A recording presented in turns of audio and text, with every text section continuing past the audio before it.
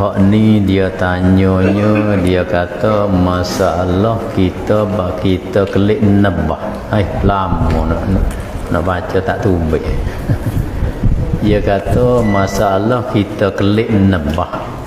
Kita kelik nebah sudah semaya lihat ada daun kayu atau rupuk lekat di kaki dan di lengan. Maksudnya di anggota wuduk atau sebila kaki tangan lengan lah. Nah, soalnya di dalam hati kita berasa syok rata atau tak rata air. Kemudian marizan pula rata dah barangkali apa hukum. Ni pakai hak zan.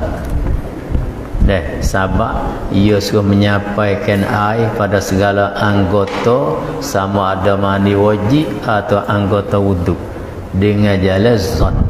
Tak apa dah. Tak apalah pakai hak zan tu.